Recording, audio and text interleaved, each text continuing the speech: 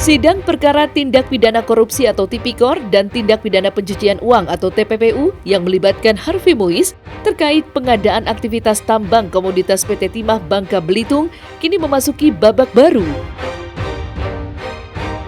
Setelah sebelumnya divonis 6 tahun 6 bulan penjara serta denda 1 miliar dengan subsidiar 210 miliar, Harvey kini harus menghadapi kenyataan yang lebih berat. Pengadilan Tinggi Jakarta yang baru saja memutuskan hasil banding yang diajukan oleh Jaksa Penuntut Umum atau JPU menjatuhkan hukuman lebih berat kepada Harvey Muiz. Dalam putusan tersebut, vonis Harvey naik signifikan menjadi 20 tahun kurungan penjara dengan tetap dikenakan denda 1 miliar rupiah. Keputusan ini mengejutkan publik, terlebih karena Harvey dan tim kuasa hukumnya tidak menghadiri persidangan saat vonis dibacakan. Ketidakhadiran ini memunculkan berbagai spekulasi mengenai strategi hukum yang akan diambil oleh pihak Harvey. Namun jaksa menyatakan bahwa putusan ini telah melalui proses yang transparan dan sesuai dengan bukti yang diajukan di persidangan. Sedangkan putusan pengadilan tinggi adalah 20 tahun, denda 1 M, subsidiarnya 8 bulan, uang mengganti 420 miliar, subsidiar 10 tahun. Pertanyaannya kenapa menjadi 10 tahun, demikian? Menjadi 20 tahun? Ya tentunya karena itu kewenangan dari majelis hakim setelah dengan pertimbangan dari segala aspek, maka menganggap bahwa putusan PN dan tuntutan itu terlalu rendah, sehingga majelis hakim menganggap yang dipandang adil adalah sebagaimana yang diputuskan.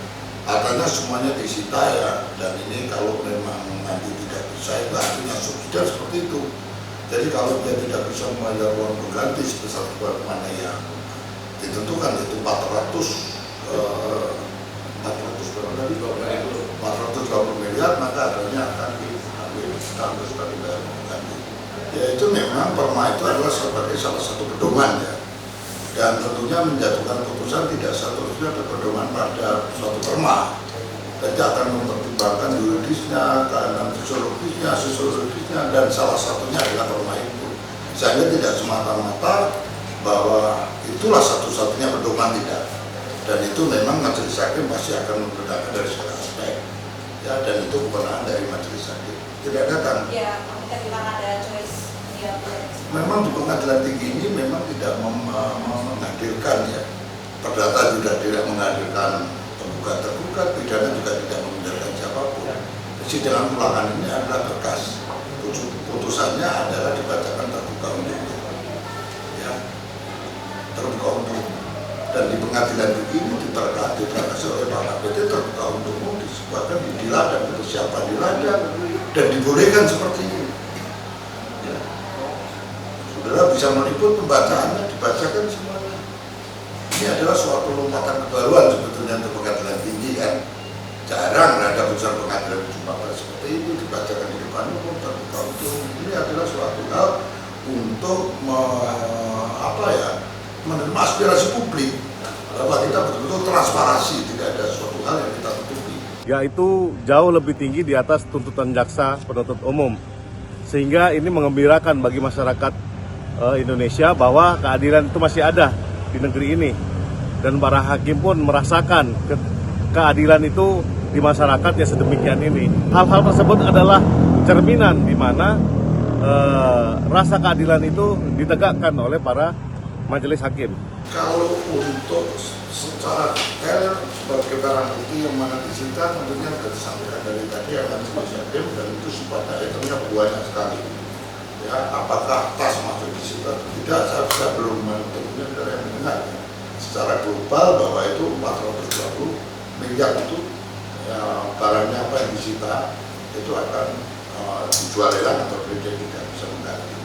Apapun yang telah disita dan masuk sebagai barang bukti dalam perkara ini tentunya itu akan sebagai, kalau dia tidak bisa mengganti itu akan dibutuhkan, kecuali kalau memang sudah betul-betul dirampas ya. Kalau sebagai uang pengganti harta pribadi apapun itu akan dijual lelang dan hasilnya untuk mengganti uang itu. Kalau itu sama-sama ya, seperti yang disita ini di perkembangan hukumnya seperti apa?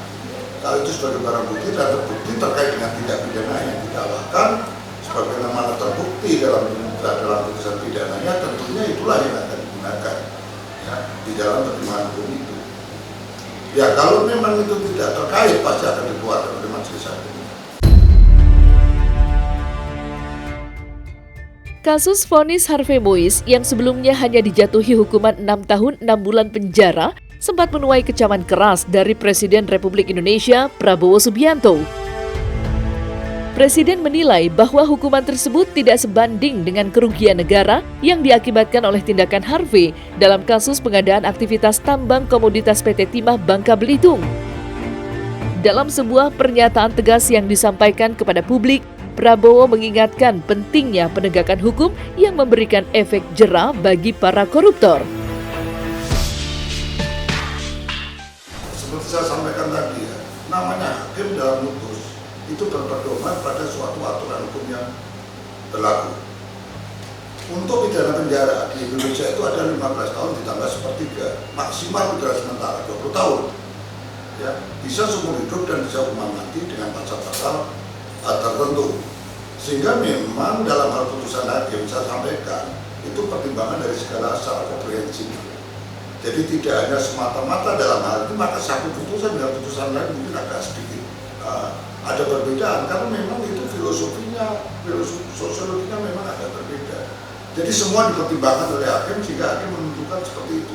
Yang sudah dilakukan oleh Harvey Mois itu adalah sangat merugikan rakyat Indonesia, merugikan bangsa Indonesia, merugikan perekonomian negara. Artinya tidak ada alasan pemaaf untuk Harvey Mois kecuali dihukum seberat-beratnya.